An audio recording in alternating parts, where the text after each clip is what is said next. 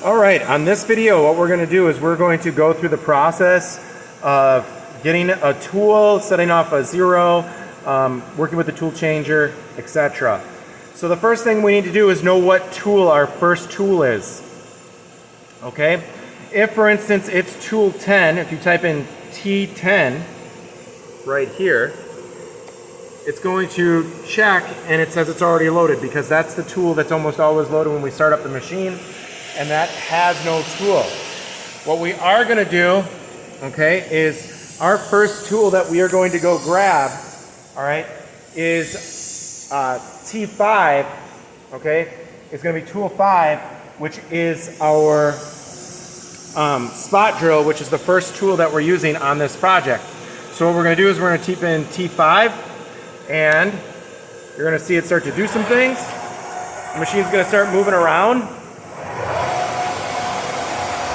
This machine will not stop during this process. So you need to be out of the way from a safety standpoint of the gantry as it moves around. It should have grabbed the appropriate tool, which it has. Okay?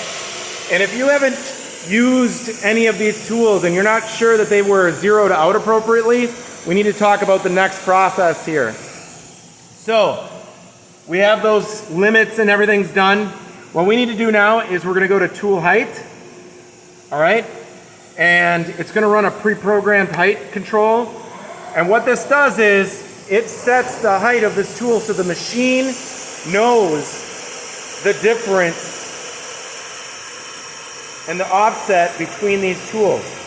So it's zeroing this out and it's going to do the math. So that way when we go zero this out on the material, it knows the difference in terms of the height, in terms of the length of the tool from this collar to the tip. If you look at our different tools back here, they all have different lengths. So you need to make sure that the tool height has been assessed for each of the tools that you're going to be utilizing. Generally they have been, but if you're changing out a tool, you need to make sure, so if you're going to change this tool here from a 1/4 inch end mill to a 1/2 inch end mill, you're going to need to do that tool height process every time you change the tool. Okay? So now that we've got that zeroed out there, we're going to bring that tool down here and we're going to make sure that it's zeroed out on our actual surface. So what we're going to do is we're going to drive this, okay? And right now we have this set up in fast and you can see the coordinates here. So, looking at the tools, you can also look at the screen and you can see the little red dot moving. You can see that the machine is moving. If we overdrive it, it's going to zero out, crash potentially, and we'll have to rehome it. So I moved it in the Y direction. I'm now going to move it in the X direction so that you can see that it's over the material. And then what we're going to do is the page down is our Z. So we're moving that down in the Z direction as we get really close to the material. Generally what we want is we want this to move pretty slowly once we get within about 1 inch of the surface of the material so that we're able to check this out. One thing that can make this a lot easier is having a partner when you're doing this. Okay? So what we want to do is, and you're looking here, you're going to be setting up a zero, okay, of where this is located. So we want the head or the tip of this tooling to be somewhere in this location because we know it's going to be cutting a bunch of circles inside of this material. So we don't want to hit any screws or fasteners that may exist. So what we want to do is make sure that we get to a 0 point that's going to be somewhere in probably this location so that we're not going to hit all of the screws that are in this line or any of the screws that are in this line. So we're probably going to drive this down. And I still have this in the speed of fast. And if I want to slow this down or only jog this a little bit, I can take the cursor and make my moves a lot slower, faster, or I can make them incremental so that each time I make a click, it only moves it by like 1/10 of an inch or a full inch or 1/100th of an inch or 1/1000th of an inch, depending on how accurate I need to be. Okay, this is probably pretty good right here. So I'm pretty happy with where that is in terms of the X and Y. The next piece that needs to happen is I need to move that Z.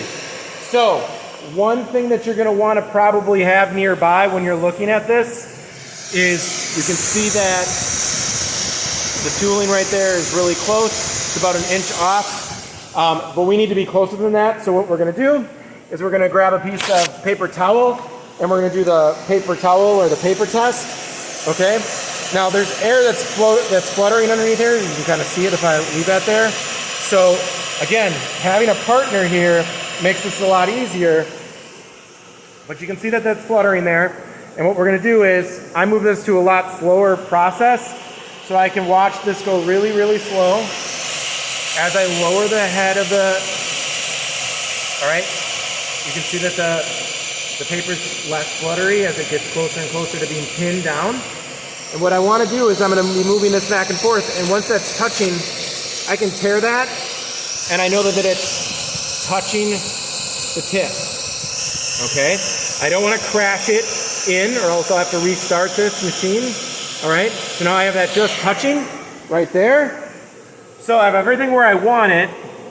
Okay? So what I'm going to do is I'm going to Z0 because I have it where I want it, and I have XY0. I have it where I want it, and you'll see that it's all zeroed out right there. So you'll have seen all this code. You can Control C to clear the code. You'll see that the coordinates are right there where it's zeroed out on the machine. That represents that location right there. What I can do then is I'm going to set the 0 to, or I'm going to set my to 1, and I'm going to go in the positive direction, and you're going to see that it is slowly moving in the positive Z to a 1 inch off.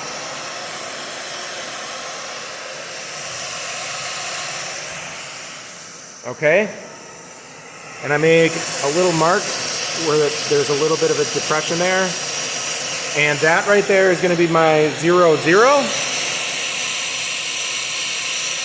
So that's home. 0, 0 is at that location. Okay. So everything for this project that we input is going to be zeroed out at that location. I moved it to that 1 inch just so that I have it up above. And what I'm going to do here, my final process, I know that it's 1 inch above, is I'm going to zero this out. The next part of this process is I'm going to import a project and we're going to run it on air because it's never been run before, just to make sure it's all good. That'll be in the next video. All right, at this point, you should know how to zero out a machine, get things going in the right direction, and now we should have the ability to run our first project.